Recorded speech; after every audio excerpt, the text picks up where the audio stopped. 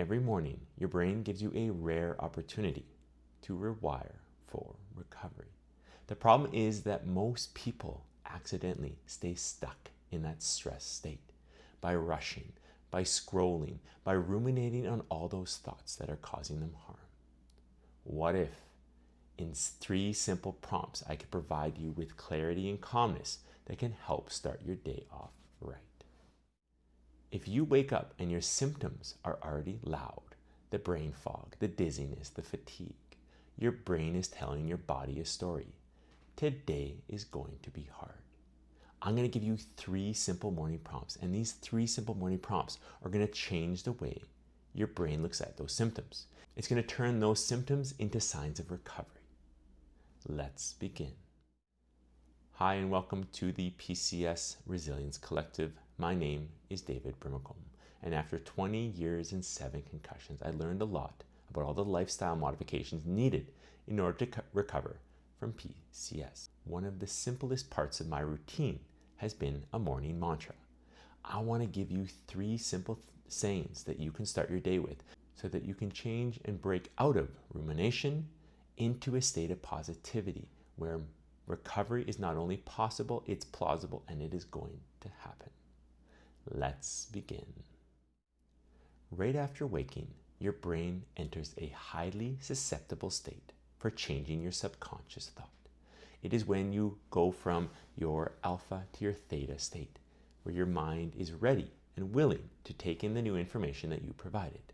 Now, here is the problem, is that 95% of the thoughts that ruminate in our mind are things that we don't even truly believe. They're things that don't even truly align with our current self. They are things that we've thought about for many, many years, but have yet to break that cycle. So, if we start the day off right, if we start with one of these or all of these 3 morning prompts, we can start to break that cycle. So what are those 3 prompts? Let's start with the first one. This is one that I have been using for over 5 years. I love it. I use it every day. I use it throughout the day. And it is, today is going to be a great day. Now, I got this prompt when I was reading the book Tiny Habits by BJ Fogg. Now, the beauty of this lies in the fact that it can change your brain from a state of, I have no chance to heal, I am simply just a product of my PCS, to, it is going to be a great day. This is not to say that you will not have symptoms. This is not to say that you will not feel that struggle, but you are going to overcome it. You have the power to step beyond it, to go beyond your symptoms to a place that you might not have expected prior. So when I say this, I plant my feet on the ground, I look outside the window, and I say today is going to be a great day, and I mean it.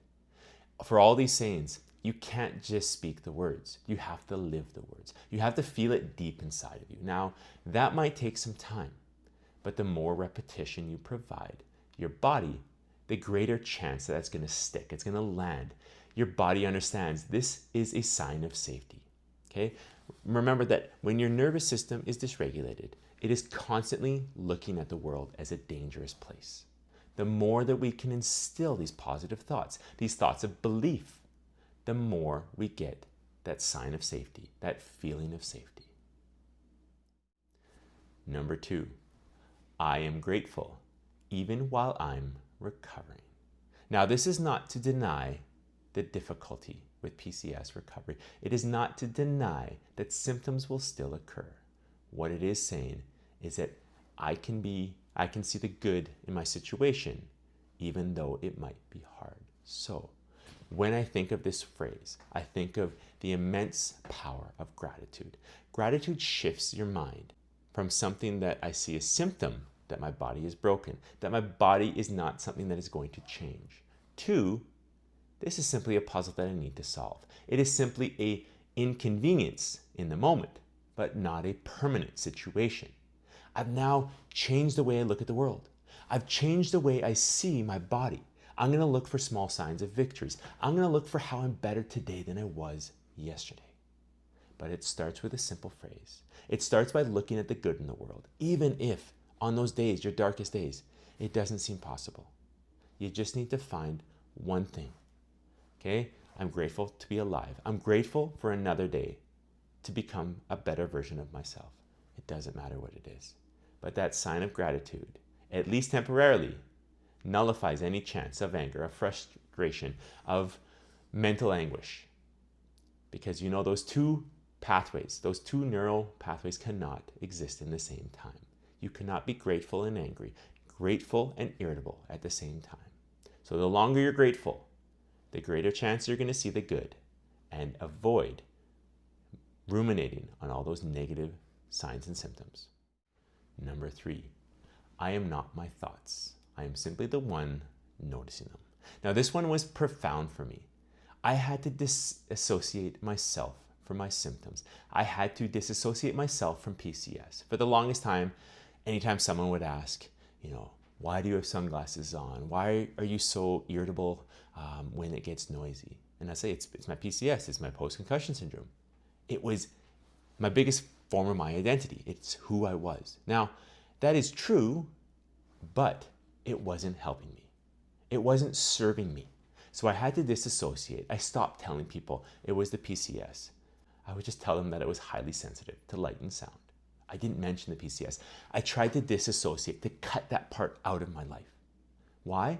Because if I always had that as part of my identity, it would be stuck, it would be fixed. And with that, I would be stuck with those symptoms. Those symptoms were part of me. They were entrenched in me. I wanted to get those out of me. So I wanted to get that off my identity. I pulled it off. I became me. I was simply someone who in that moment needed to work through some stuff. I wasn't someone who was going to let this diagnosis live forever.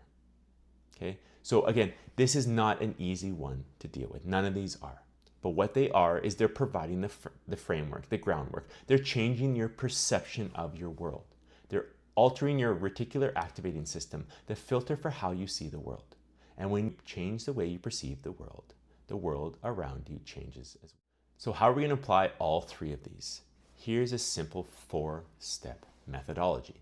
The first thing I want you to do is to get into a nice, calm state. When I get up, I take 2 to 3 breaths.